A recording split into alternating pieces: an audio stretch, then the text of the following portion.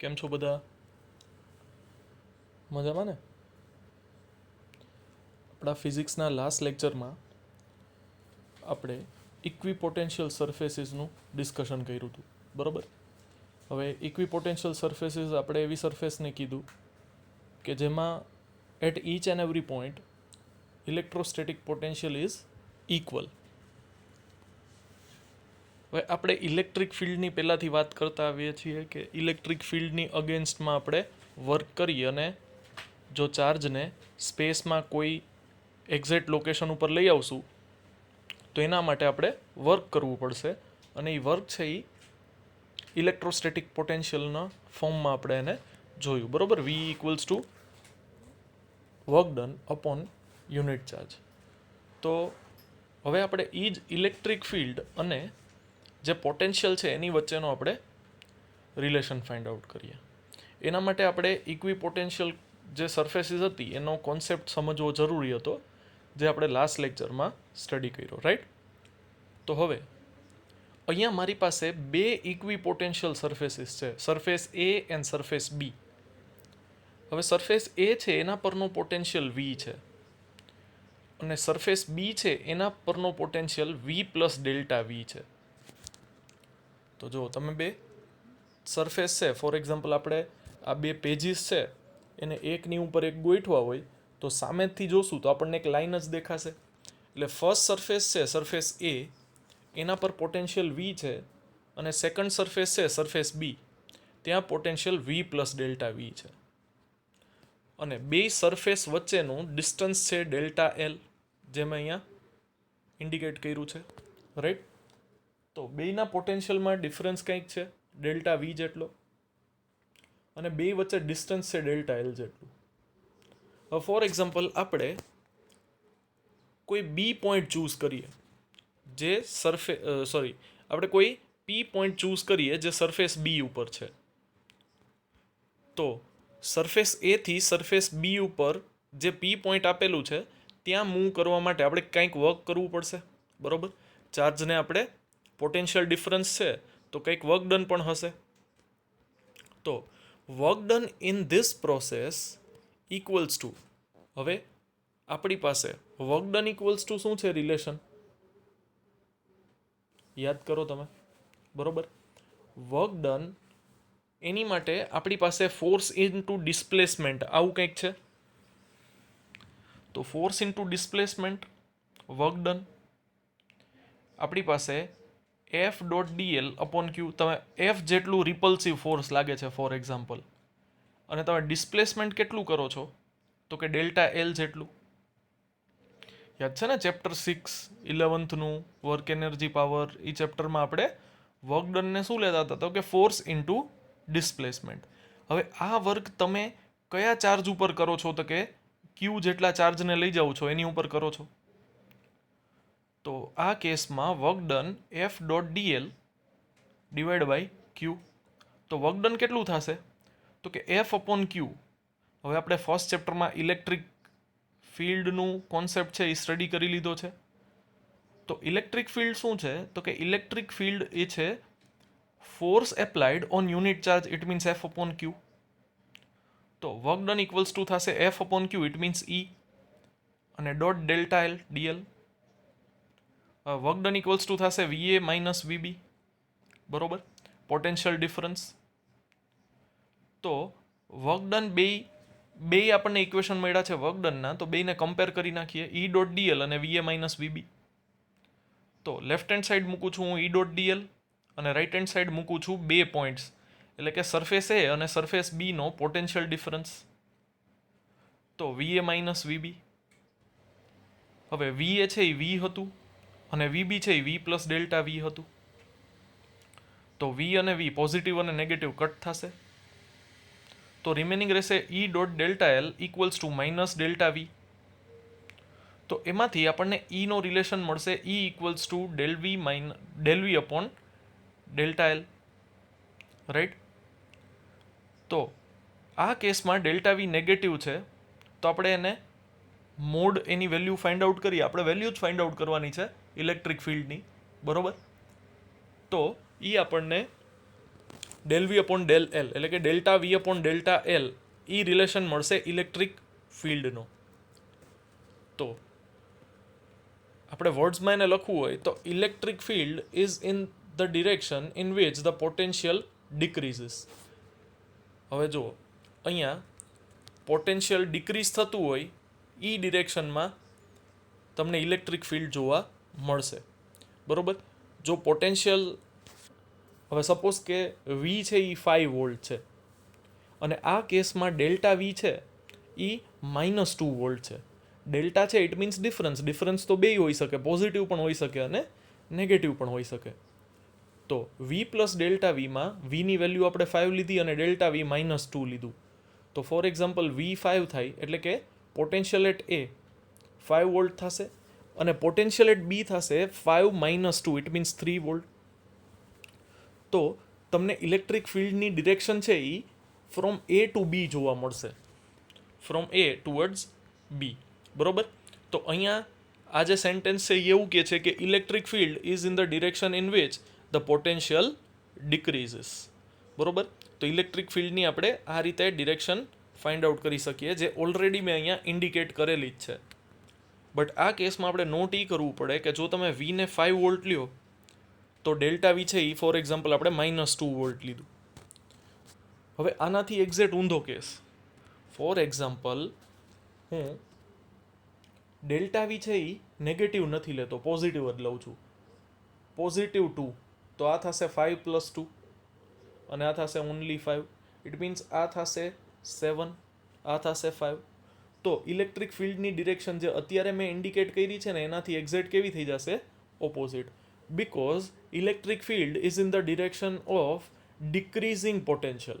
હવે 7 to 5 પહોંચીએ તો ડિક્રીઝ થાય ને, તો એની જે સાઇન છે ડિરેક્શન ચેન્જ થઈ જશે, રાઈટ. તો આ રીતે આપણને જે ઇલેક્ટ્રિક ફિલ્ડ છે, ઇલેક્ટ્રિક પોટેન્શિયલની હેલ્પથી આપણે ઇલેક્ટ્રિક ફિલ્ડ ફાઇન્ડ આઉટ કરીએ તો એ ઓલવેઝ આપણને ડિક્રીઝિંગ ડિરેક્શનમાં જ જોવા મળશે. હવે ફોર એક્ઝામ્પલ બીજી સરફેસ છે જ નહીં, જો આપણે એવું એઝ્યુમ કરીએ કે બીજી સરફેસ છે જ નહીં, તો ફોર એક્ઝામ્પલ અહીંયા એક પોઈન્ટ ચાર્જ છે, અહીંયા એક પોઈન્ટ ચાર્જ છે, ત્યાં કંઈક વોલ્ટેજ હશે, બરોબર, પોટેન્શિયલ. અને ઇન્ફિનિટી શું થશે? તો કે ઇન્ફિનિટી ઉપર વોલ્ટેજ છે એ ઓલવેઝ 0 લઈએ છીએ આપણે, ક્લાસિક એઝમ્પશન છે. તો પોઝિટિવ ચાર્જમાંથી ઇલેક્ટ્રિક ફિલ્ડ લાઇન્સ ઓલવેઝ બહાર નીકળે. તો જો ઇલેક્ટ્રિક ફિલ્ડની ડિરેક્શન ડિક્રીઝિંગ છે કે નહીં, વી વેલ્યુ ગ્રેટર છે, 0 વેલ્યુ લેસર છે, અને વીથી 0 તરફ જ્યારે જશે આ તરફ ત્યારે પોટેન્શિયલની વેલ્યુ ડિક્રીઝ થશે, તો ઇલેક્ટ્રિક ફિલ્ડ ઈ ડિરેક્શનમાં છે, આવું ઇન્ડિકેટ થાય છે, રાઈટ. તો આ કેસમાં આપણને જે ઇલેક્ટ્રિક ફિલ્ડ છે એ ડિક્રીઝિંગ ડિરેક્શનમાં જોવા મળશે. એવું જ ફોર એક્ઝામ્પલ હું નેગેટિવ ચાર્જ લઉં, સપોઝ કે અહીંયા નેગેટિવ ચાર્જ છે, તો વી છે એ નેગેટિવ હશે અને ઇન્ફાઇનાઇટ ડિસ્ટન્સ ઉપર વોલ્ટેજ છે એ 0 હશે, બરોબર, ખ્યાલ જ છે તમને. તો આ જે 0 વોલ્ટ છે, અહીંયા વોલ્ટેજ છે એ કેવા છે? તો કે 0 છે. તો 0ની કમ્પેરમાં નેગેટિવ છે એ લેસર હશે અને નેગેટિવની કમ્પેરમાં 0 છે એ ગ્રેટર હશે. તો પોટેન્શિયલ ઓલવેઝ ડિક્રીઝિંગ ડિરેક્શનમાં જશે, સોરી, ઇલેક્ટ્રિક ફિલ્ડ ઓલવેઝ ડિક્રીઝિંગ ડિરેક્શનમાં જશે. તો 0 ગ્રેટર છે, નેગેટિવ લેસર છે, તો ડિરેક્શન ગ્રેટરથી લેસર બાજુ હશે ડિક્રીઝિંગમાં. તો આપણને ખ્યાલ જ છે એમ કે જો નેગેટિવ ચાર્જ તમે રાખશો તો નેગેટિવ ચાર્જમાં ફિલ્ડ લાઇન્સ ઓલવેઝ ઇનવર્ડ્સ હશે. તો આ વસ્તુ પણ જે આપણે ફર્સ્ટ ચેપ્ટરમાં સ્ટડી કરીએ છીએ એને જસ્ટિફાઈ કરે છે, રાઈટ. તો અહીંયા જે મેં સ્ટેટમેન્ટ લખ્યું છે, electric field is in the direction in which the potential decreases, એ આ વસ્તુ ઇન્ડિકેટ કરે છે. એના પછી છે its magnitude is given by the change in the magnitude of potential per unit displacement. હવે જો અહીંયા ઇલેક્ટ્રિક ફિલ્ડની વેલ્યુ ફાઇન્ડ આઉટ કરવી હોય તો પોટેન્શિયલમાં ચેન્જ આવે છે, it means delta v upon unit length એટલે કે ડેલ્ટા એલ. તો its magnitude is given by the change in magnitude of potential per unit displacement. Displacement કેટલું? તો કે ડેલ્ટા એલ જેટલું. તો E equals to delta v upon delta l, or v will be equals to E dot l or D.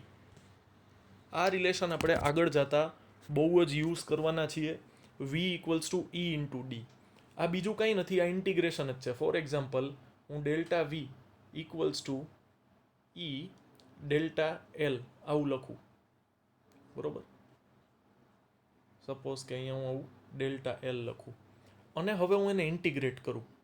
તો integrate કરું તો આ થઈ જશે વી, આ થઈ જશે E, અને આ થઈ જશે ડી, બરોબર. પણ આ કેસ જ્યારે યુનિફોર્મ ઇલેક્ટ્રિક ફિલ્ડ હશે ને ત્યારનો છે, એટલે અત્યારે આપણે એની ડિસ્કશન કરતા નથી, બિકોઝ અત્યારે આપણી પાસે વેરિંગ ઇલેક્ટ્રિક ફિલ્ડ છે, કોન્સ્ટન્ટ ઇલેક્ટ્રિક ફિલ્ડ નથી. આ રિલેશન આપણે એપ્લાય કરશું જ્યારે કોન્સ્ટન્ટ ઇલેક્ટ્રિક ફિલ્ડ આવશે ને ત્યારે, v equals to e d or e equals to v upon d. તો આ રિલેશન આગળ જતાં આપણે બહુ જ યુઝ કરશું. અત્યાર માટે આપણે આ રિલેશનને ઇમ્પોર્ટન્સ આપશું કે ઈ ઇક્વલ્સ ટુ થશે del v upon del l, delta v upon delta l, right. તો આઈ હોપ કે આ કોન્સેપ્ટ તમને ક્લિયર થઈ ગયો હશે, બરોબર. કે ઇલેક્ટ્રિક ફિલ્ડ અને જે ઇલેક્ટ્રોસ્ટેટિક પોટેન્શિયલ છે એની વચ્ચેનો રિલેશન શું છે, રાઈટ. હવે આપણે એના પછીના કોન્સેપ્ટમાં આગળ વધશું. આપણે એવું વાત કરી હતી કે જો ઘણા બધા ચાર્જીસ હોય, સિસ્ટમ ઓફ ચાર્જીસ, તો એના લીધે પોટેન્શિયલ કેટલું થાય. હવે આપણે પોટેન્શિયલ, ઇલેક્ટ્રોસ્ટેટિક પોટેન્શિયલનું ડિસ્કશન તો કરી લીધું. હવે આપણે ડિસ્કશન કરશું ઇલેક્ટ્રોસ્ટેટિક પોટેન્શિયલ એનર્જી. પોટેન્શિયલ એનર્જીની આપણે ડિસ્કશન કરશું. હવે પોટેન્શિયલ એનર્જી છે એ સેમ, તમે યાદ હોય તો 11th આપણે ગ્રેવિટેશનલ પોટેન્શિયલ એનર્જી સ્ટડી કરી ગયા. સેમ એનો જ કોન્સેપ્ટ એપ્લાય થશે. જો તમને ગ્રેવિટેશનલ પોટેન્શિયલ એનર્જીના કોન્સેપ્ટ ક્લિયર હોય તો ઇલેક્ટ્રોસ્ટેટિક પોટેન્શિયલ એનર્જી એકદમ તમારી માટે ઇઝી થઈ જશે, બરોબર. અને જો એ યાદ નથી, થોડીક ધૂળ ચડી ગઈ છે, બરોબર, તો પણ વાંધો નહીં આવે. આપણે એને એ રીતે સ્ટડી કરશું જાણે કે આપણી પાસે ફર્સ્ટ ટાઈમ જ આ આવ્યું છે, બરોબર. તો એના કોન્સેપ્ટની આપણે ડિસ્કશન કરીએ. તો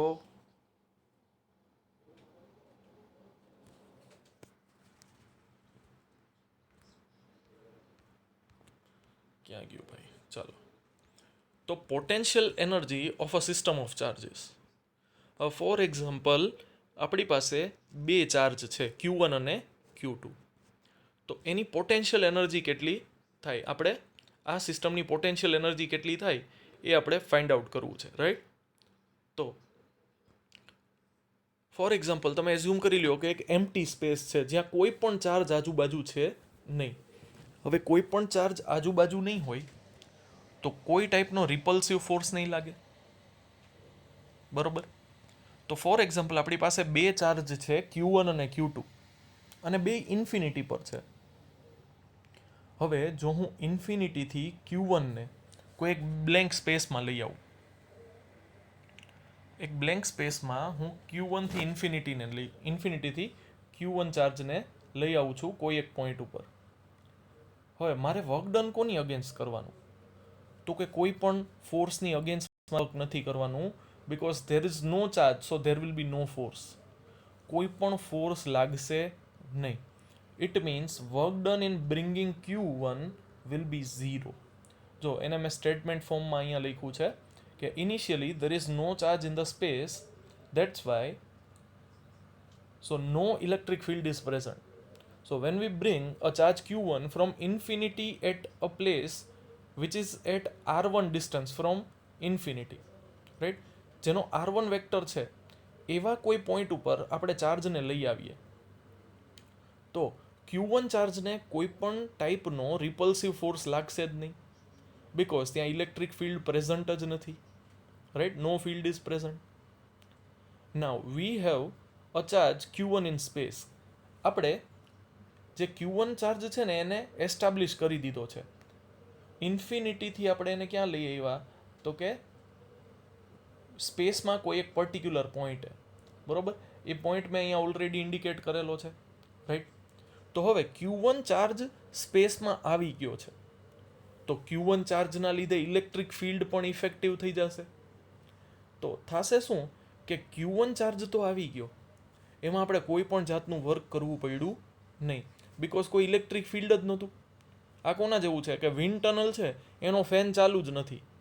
તમારે વિન્ડ ટનલમાં ચાલીને એક એન્ડથી બીજા એન્ડે જવાનું છે, તમને કોઈ ઓપોઝિવ ફોર્સ જ નથી લાગતો જે તમારો ઓપોઝ કરે. તો without doing any work you can easily move from one and to other. But હવે જેવા તમે ટનલના એન્ડ ઉપર પહોંચી ગયા, ત્યાં છે ફેનની સ્વિચ. હવે તમે એ ફેનની સ્વિચ સ્ટાર્ટ કરી દીધી, બરોબર. તો હવે જેવા તમે ત્યાં પહોંચી ગયા, ફેન ચાલુ થઈ ગયો. ઇટ મીન્સ તમે તો બહુ ઇઝીલી પહોંચી ગયા, બટ હવે તમારા પછીનો તમારા જે ઘનિષ્ઠ મિત્ર છે, તમારા ફ્રેન્ડ, એ વિધાઉટ ડુઈંગ એની વર્ક તમારા સુધી પહોંચી શકશે નહીં. ઇટ મીન્સ Q1 ચાર્જ છે એ તો બહુ ઇઝીલી વિધાઉટ એની વર્ક ત્યાં પહોંચી ગયો છે, બટ Q2 ચાર્જ છે એને લઈ આવવા માટે આપણે વર્ક કરવું પડશે, બરોબર. હવે વર્ક કેટલું કરવું પડશે, રાઈટ. તો આ કેસમાં જો મેં લખ્યું છે સ્ટેટમેન્ટ ફોર્મમાં કે due to this charge Q1 in space at point P we will have a potential which is VP. હવે આ તો પોટેન્શિયલનું ઇક્વેશન તો આપણે ફાઇન્ડ આઉટ કર્યું જ છે કે જો તમારે Q1 ચાર્જથી R ડિસ્ટન્સે કોઈ પોઈન્ટ ઉપર ઇલેક્ટ્રોસ્ટેટિક પોટેન્શિયલ ફાઇન્ડ આઉટ કરવું હોય તો એનું ઇક્વેશન છે KQ/R. હવે આ કેસમાં P પોઈન્ટનું Q1 થી ડિસ્ટન્સ છે R1P. તો P પોઈન્ટ ઉપર પોટેન્શિયલ KQ1/R1P થશે, બરોબર. જો R1P લખ્યું છે મેં, રાઈટ. હવે આ P પોઈન્ટ ઉપર સપોઝ કે આપણે Q2 ચાર્જને લઈ આવવો છે. હવે Q2 ચાર્જ અત્યારે છે ક્યાં, તો કે ઇન્ફિનિટી પર. તો કે ઇન્ફિનિટી ઉપર હું વેરી સ્લોલી, યાદ છે ને બધી પ્રોસેસ કે વી have to do this process very slowly. હું ધીરે ધીરે ધીરે ધીરે ચાર્જને લઈ આવું છું જે આ P પોઈન્ટ છે ને એની ઉપર.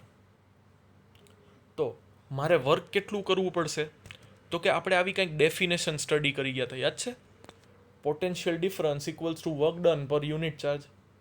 હવે વર્ક ડન છે એને આપણે ચેન્જ ઇન પોટેન્શિયલ એનર્જી કીધું હતું ડેલ્ટા યુ. તો આમાંથી ડેલ્ટા યુને આપણે લીડ બનાવીએ તો ડેલ્ટા યુ ઇક્વલ્સ ટુ શું થશે, તો કે v into the charge we have to bring. હવે આપણે અત્યારે Q2 ચાર્જને લઈ આવવાનો છે, તો delta u will be equals to v into Q2 થશે. તો એને જ મેં અહીંયા જો સ્ટેટમેન્ટ ફોર્મમાં લખ્યું છે કે એક વખત Q1 ચાર્જ આવી ગયું ને તો એ Q2 ને રિપેલ કરશે, બરોબર. So now we have to bring charge Q2 from infinity to a point in space in which we will experience a repulsive force and external work has to be done. તો મેં તમને પહેલાં જ કીધું એમ કે તમે ફેન ચાલુ કરી દીધો, એક વખત Q1 ચાર્જ ત્યાં પહોંચી ગયો, એણે ફેન ચાલુ કરી દીધો, તો હવે પછી જેટલા પણ ચાર્જ આવશે ને એ બધાએ વર્ક તો કરવું જ પડશે, રાઈટ.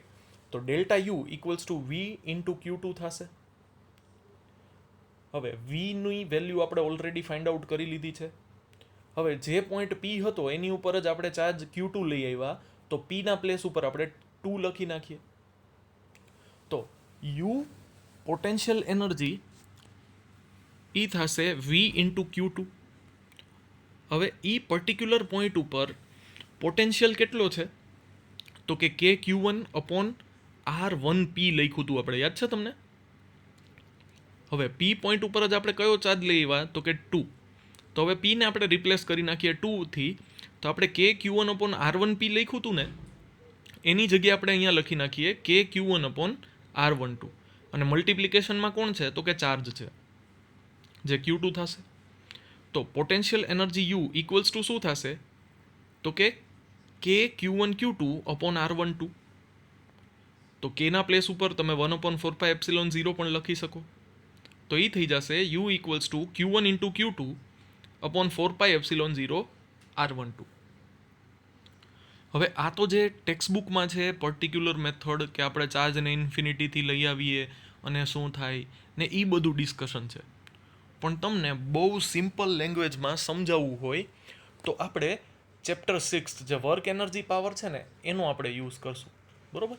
તો એમાં આપણી પાસે ઇક્વેશન આવું કંઈક હતું, તમને યાદ હોય તો W ઇક્વલ્સ ટુ F.D.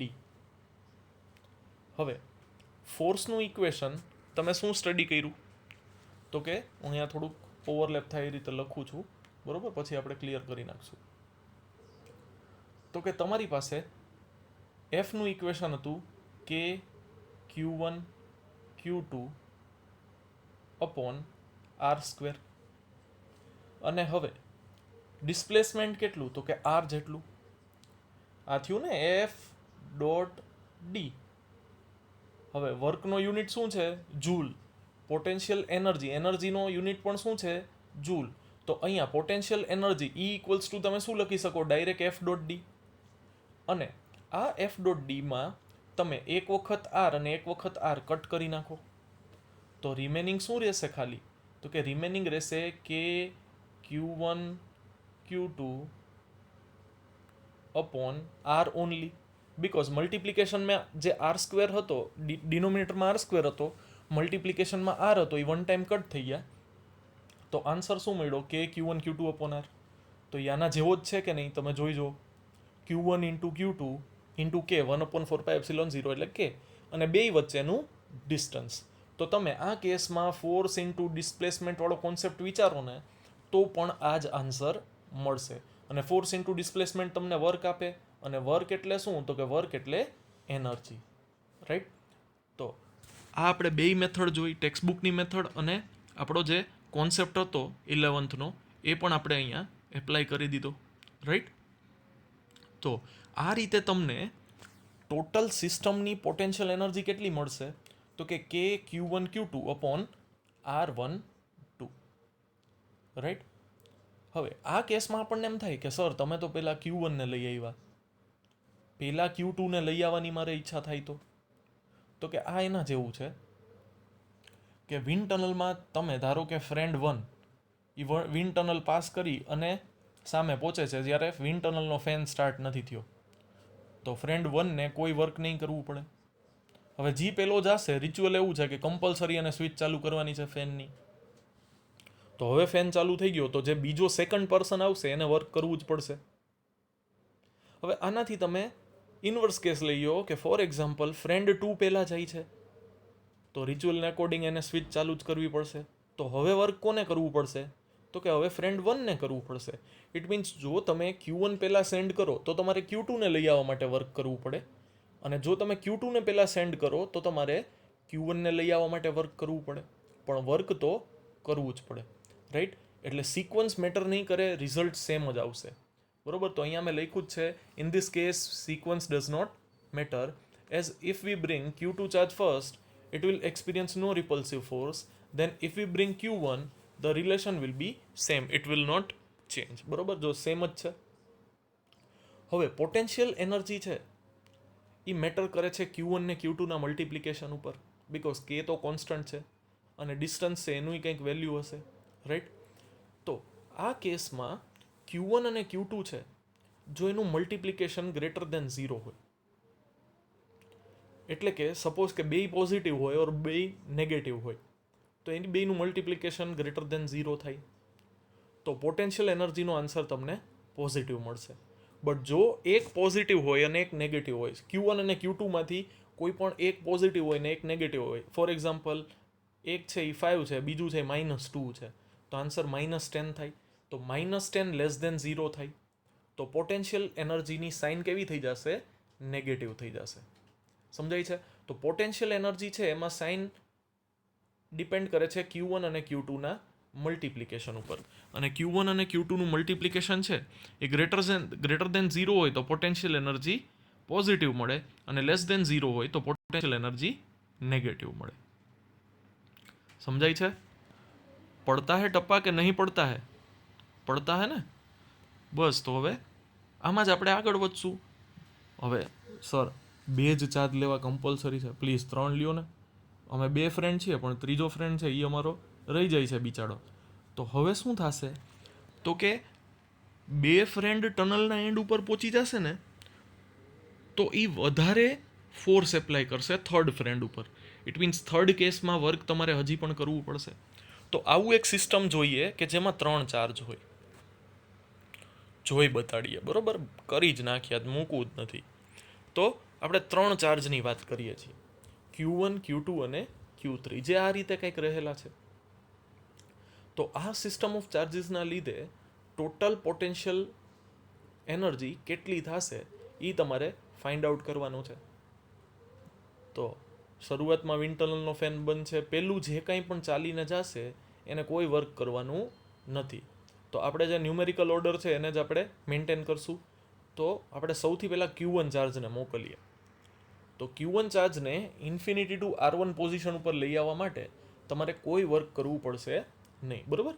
ઓલું ફર્સ્ટ તમને કોમ્પ્લિમેન્ટરી આપે ને કોઈ પણ વસ્તુ હોય, ઇનિશિયલી જેમ જીઓનું નેટ છે એ સ્ટાર્ટિંગમાં ફ્રી હતું, પણ એક વખત જેવું આમ વ્યસન થઈ જાય ને, આમ આદત પડી જાય, એડિક્શન, પછી જ જે કંઈ પણ થાય ચાર્જ લાગવાના શરૂ થાય પછી જ થાય. એટલે એના જ જેવું છે, ફર્સ્ટ ટાઈમ Q1 ચાર્જ આવે છે એની ઉપર કોઈ ચાર્જ છે ને, ઇટ મીન્સ એને કોઈ વર્ક ડન કરવું પડતું નથી.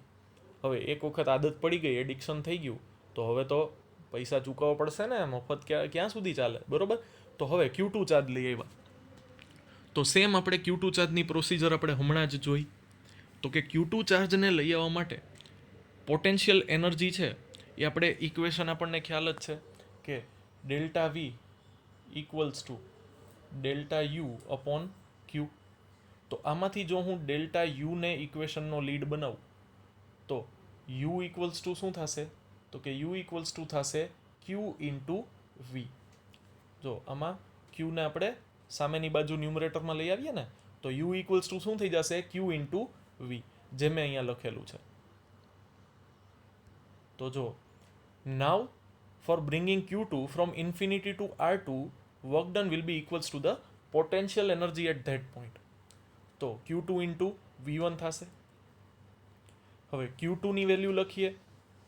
V1 છે એ આપણને ખ્યાલ છે કે Q અપોન R રિલેશન ઉપરથી મળશે V. હવે કયા પોઈન્ટ ઉપર? તો કે R2 પોઈન્ટ ઉપર. તો એ હમણાં જ આપણે ફાઇન્ડ આઉટ કર્યું કે Q1 અપોન R12. અને હવે મલ્ટીપ્લાય થશે Q2 પણ એની સાથે, એટલે કે Q1 Q2 અપોન R12. તો બે ચાર્જને લઈ આવવાની પ્રોસિજર આપણે જોઈ જ લીધી છે ઓલરેડી. હવે વાત આવે છે ત્રીજા ચાર્જની. તો કે એક પર્સને જઈને એક ફેન ચાલુ કર્યો હતો અને બીજા પર્સને જઈને બીજો ફેન પણ ચાલુ કરી દીધો. ઇટ મીન્સ જે થર્ડ પર્સન આવશે એને વર્ક ડન હજી પણ કરવું પડશે. તો કે કેટલું કરવું પડશે? તો કે now in space at point P potential due to two charges Q1 and Q2 will be, બેયનું એડિશન થશે, બરોબર, કે Q1 અપોન R1 પ્લસ કે Q2 અપોન R2. હવે કયા પોઈન્ટ ઉપર વાત થાય છે? તો કે P પોઈન્ટ ઉપર. તો કે Q1 upon R1 P plus કે Q2 અપોન R2 P થશે, જેમાંથી આપણે કે કોમન કાઢીએ, કે ને આપણે 1/4πε0 કહીએ છીએ. તો 1/4πε0 આપણે કોમન કાઢી લીધું. આ થઈ ગયું આપણું બે ચાર્જીસના લીધે કોઈ એક પોઈન્ટ ઉપર પોટેન્શિયલ, જે ઓલરેડી આપણે સ્ટડી કરી લીધું છે, રાઈટ.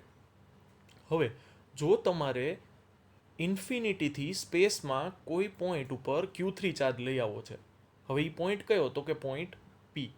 તો જ્યાં જ્યાં P આવે છે ત્યાં હું 3 લખી નાખીશ, કારણ કે આપણે Q3 ચાર્જને લઈ આવ્યા ને. તો હમણાં જ આપણે રિલેશન પાછો જોયો, U equals to q into વી.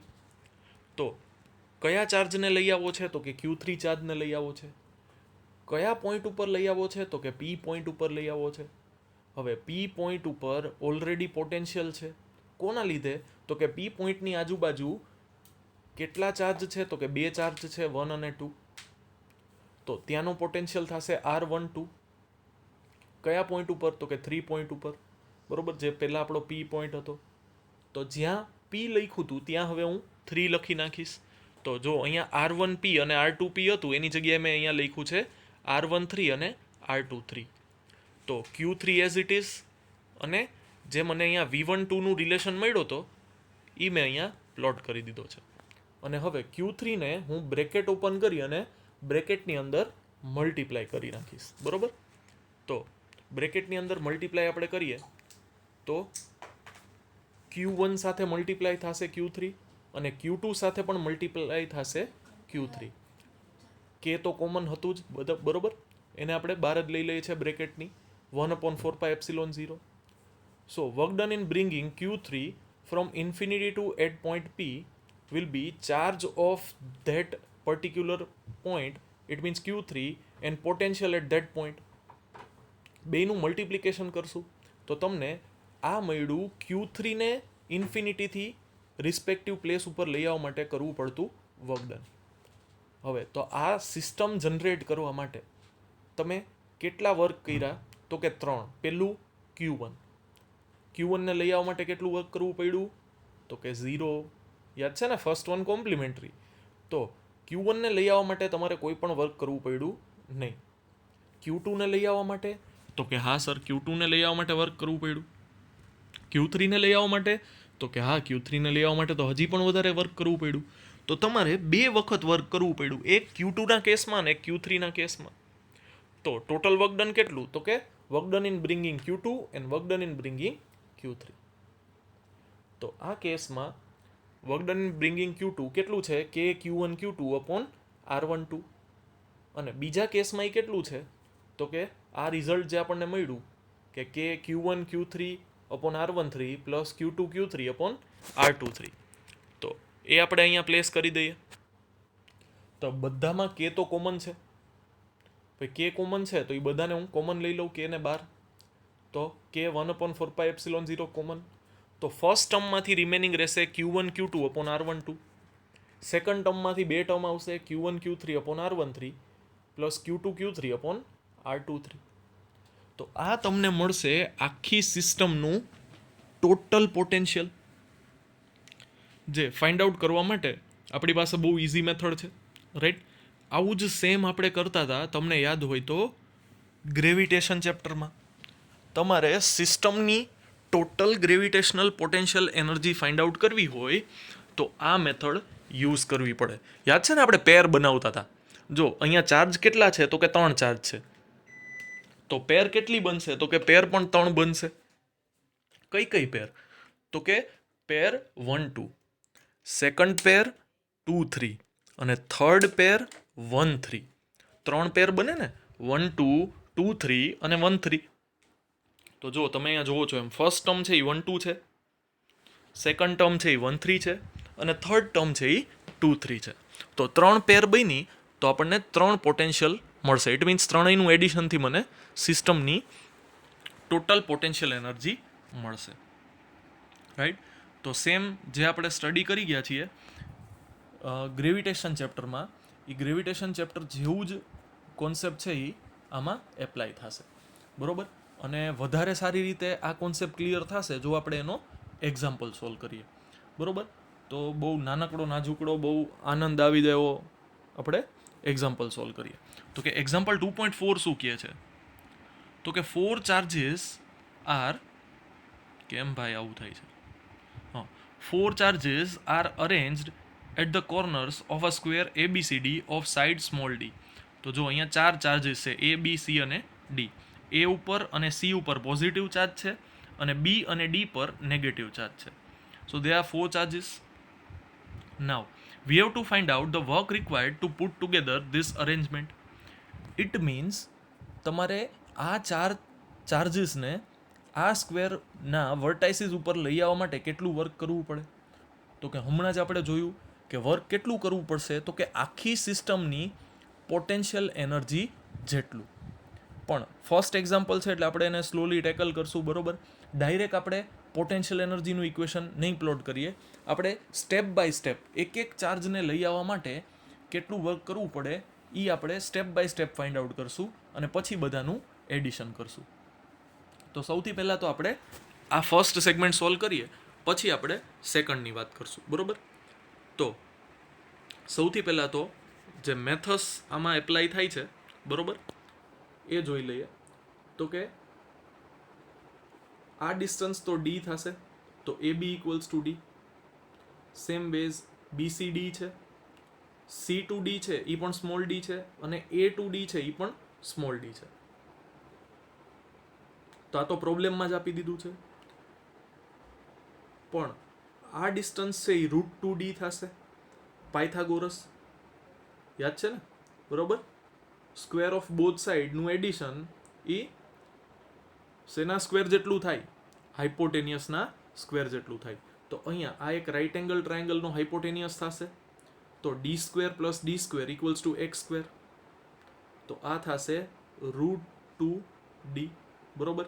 જે મેં અહીંયા ઓલરેડી મેન્શન કરેલું જ છે કે AC અને BD બેયનું ડિસ્ટન્સ કેટલું થશે?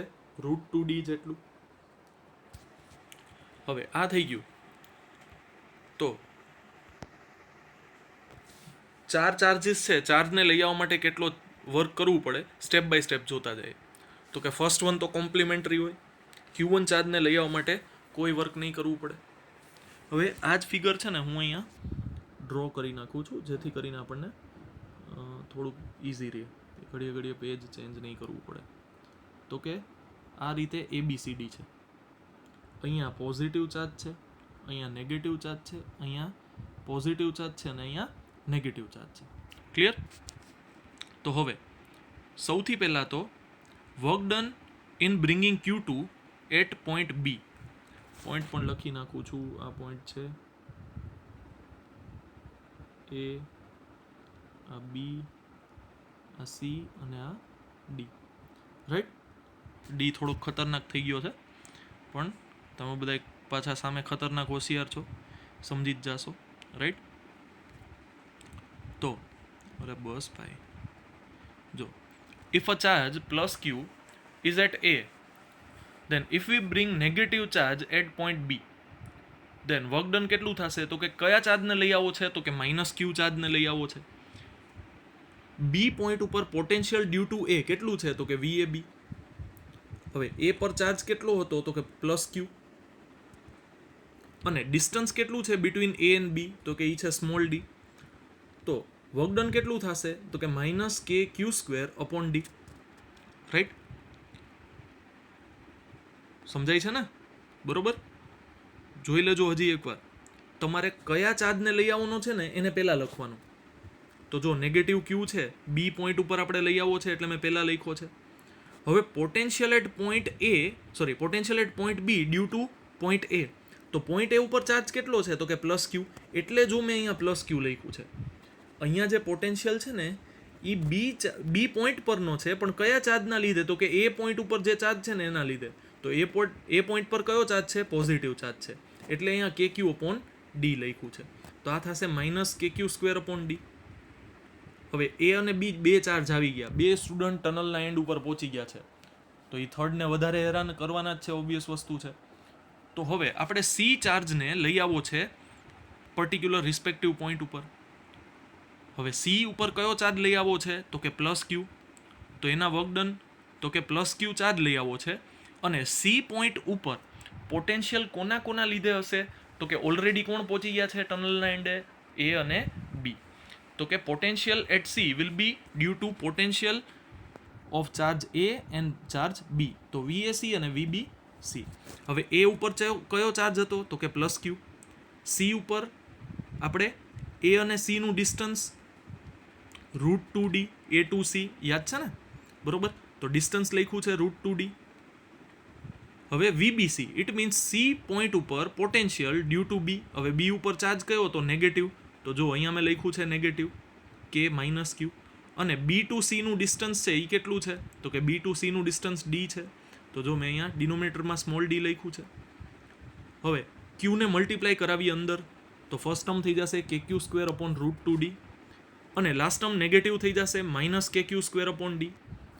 તો બેમાંથી જો હું KQ²/D કોમન લઉં તો રિમેનિંગ રહેશે 1/√2 -1. અને જો હું -1 પણ કોમન લઈ લઉં તો જે પોઝિટિવ ટર્મ છે એ નેગેટિવ થઈ જશે. 1/√2 પોઝિટિવ હતું એ નેગેટિવ થઈ ગયું, અને નેગેટિવ હતું 1 એ પોઝિટિવ થઈ ગયું. રાઈટ? તો -KQ²/D બ્રેકેટમાં 1 - 1/√2 આવું થશે. તો 3 ચાર્જ તો આવી ગયા, 3 student at the end of tunnel પહોંચી ગયા છે. તો હવે તો ઓબ્વિયસલી વધારે હેરાન કરશે ને ફોર્થને. તો ફોર્થ માટે શું કરવાનું? તો કે ફોર્થ ઉપર એટલે કે D પોઈન્ટ ઉપર તમારે ચાર્જ કયો લઈ આવવો છે? તો કે D ઉપર લઈ આવવો છે ચાર્જ નેગેટિવ. તો પહેલાં તો આપણે ચાર્જની વેલ્યુ પ્લોટ કરી દઈએ. તો કે નેગેટિવ Q ચાર્જ લઈ આવો છે એટલે -Q. હવે D પોઈન્ટ ઉપર કોના લીધે તમને પોટેન્શિયલ મળે છે? તો કે D પોઈન્ટ ઉપર એક A ચાર્જ છે, એક B ચાર્જ છે અને એક C ચાર્જ છે. ત્રણના લીધે તમને પોટેન્શિયલ મળશે. તો જો મેં અહીંયા લખ્યું છે VAD, VBC અને VCD. It means D point ઉપર A, B અને C ચાર્જના લીધે જેટલું પોટેન્શિયલ થાય બધાનું એડિશન. તો -Q VAD થશે તો કે એ અને ડી વચ્ચેનું ડિસ્ટન્સ સ્મોલ ડી. એ ઉપર ચાર્જ તો કે પ્લસ ક્યુ. બી અને ડી વચ્ચેનું ડિસ્ટન્સ તો કે બી અને ડી વચ્ચેનું ડિસ્ટન્સ √2d.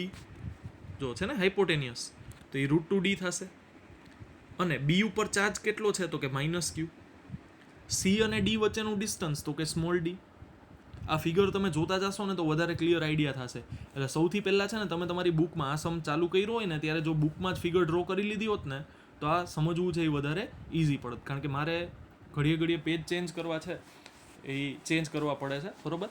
એટલે આ કેસમાં તમારે ખાસ એ ધ્યાન રાખવાનું છે, સી અને ડી વચ્ચેનું ડિસ્ટન્સ સ્મોલ ડી થશે, ફિગર રિફર કરજો.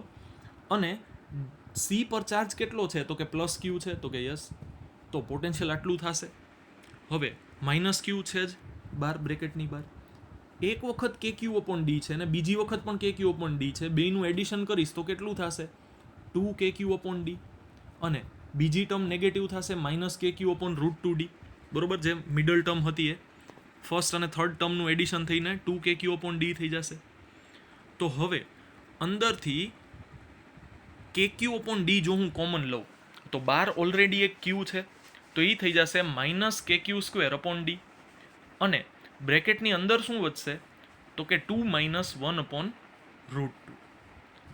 તો આ થઈ ગયું work done in bringing the fourth charge. હવે શું કરવાનું તો કે ફર્સ્ટ, સેકન્ડ, થર્ડ, ફોર્થ ચારેય ચાર્જને લઈ આવવા માટે ટોટલ વર્ક કેટલું કરવું પડ્યું, એ બધાનું એડિશન. તો કે ટોટલ વર્ક કેટલું તો કે બધાનું એડિશન. પહેલો આન્સર મળ્યો તો -KQ²/D. સેકન્ડ આન્સર મળ્યો તો -KQ²/D, બ્રેકેટમાં 1 - 1/√2. અને લાસ્ટ આન્સર આપણને મળ્યો KQ²/D માઇનસ બ્રેકેટમાં 2 - 1/√2. તો આ બધાનું એડિશન થશે. એમાંથી હું -KQ²/D કોમન લઈ લઉં, છે ને બધામાં કોમન. ફર્સ્ટ ટર્મ તો 0 છે, એને તો ઇગ્નોર કરશું આપણે, રાઈટ. તો ફર્સ્ટ ટર્મ છે એ આખી કોમન નીકળી ગઈ તો 1 રિમેનિંગ રહેશે. સેકન્ડ ટર્મમાં રહેશે 1 - 1/√2, બીકોઝ તમે -KQ²/D કોમન લઈ લીધું છે. થર્ડ ટર્મમાં એવું જ રહેશે, તમે -KQ²/D કોમન લઈ લીધું તો રિમેનિંગ રહેશે બ્રેકેટવાળી ટર્મ 2 - 1/√2. તો 1 + 1 + 2 એટલે 4. અને -1/√2 - 1/√2 એટલે -2/√2. તો આ થઈ જશે -KQ²/D બ્રેકેટમાં 4 - 2√2. હવે જે ન્યુમરેટરનો 2 છે એને તમે ડિનોમિનેટરના √2 સાથે ડિવાઈડ કરશો તો ન્યુમરેટરમાં √2 રિમેનિંગ રહેશે, બીકોઝ 2 ને તમે શું લખી શકો √2 × √2. તો 1 ટાઈમ √2 કેન્સલ થઈ જશે, તો ન્યુમરેટરમાં હજી 1 ટાઈમ √2 રિમેનિંગ રહેશે. તો આન્સર શું થશે -KQ²/D બ્રેકેટમાં 4 - √2. એ આપણો ફાઇનલ આન્સર થશે. અને કેના પ્લેસ ઉપર તમે ગમે ત્યારે 1/4πε0 લખી જ શકો છો, રાઈટ. તો આ થશે total work done in bringing this system together. અને જેટલું પણ આપણે વર્ક કરશું એ સિસ્ટમમાં પોટેન્શિયલ એનર્જીના ફોર્મમાં સ્ટોર થશે. તો આપણે જે મલ્ટિપલ ચાર્જીસના લીધે પોટેન્શિયલ એનર્જીનું જે ઇક્વેશન છેલ્લે ફાઇન્ડ આઉટ કર્યું ને કે પેર બનાવવાની 1 2 2 3 3 4 4 1, પછી એ જ રીતે રિસ્પેક્ટિવલી 2 3 4 બધાની પેર તમે બનાવી લ્યો ને અને એ બધાનું એડિશન કરશો ને તો પણ આન્સર સેમ જ મળશે. આ સમમાં આપણે શું કર્યું તો કે બધા જ જેટલા વર્ક ડન હતા એ ફાઇન્ડ આઉટ કરીને એડિશન કર્યું, અને ઓલામાં તમે પેર બનાવીને એડિશન કરશો તો પણ સેમ જ આન્સર મળશે, રાઈટ. તો આ થયો આ સમનો ફર્સ્ટ સેગમેન્ટ. હવે સેકન્ડ સેગમેન્ટ આવું કંઈક કહે છે કે a charge Q0 is brought to the center E of the square. The four charges being held fixed at its corners. It means અત્યારે જે છે ત્યાં જ રાખવાના છે. How much extra work is needed to do this? તમારે Q0 જેટલો charge ક્યાં લઈ આવવાનો છે તો કે સેન્ટર ઓફ ધ સ્ક્વેર ઉપર. તો આપણે લઈ આવીએ છીએ ક્યાંથી ઇન્ફિનિટીથી, રાઈટ ને. આપણે કોઈ પણ ચાર્જ લઈ આવીએ ક્યાંથી તો કે ઇન્ફિનિટીથી. તો હવે ઈ પોઈન્ટ ઉપર A, B, C અને D ચાર ચાર્જીસના લીધે કંઈક પોટેન્શિયલ હશે. તો સૌથી પહેલાં તો આપણે એ પોટેન્શિયલનું એડિશન કરવું પડે.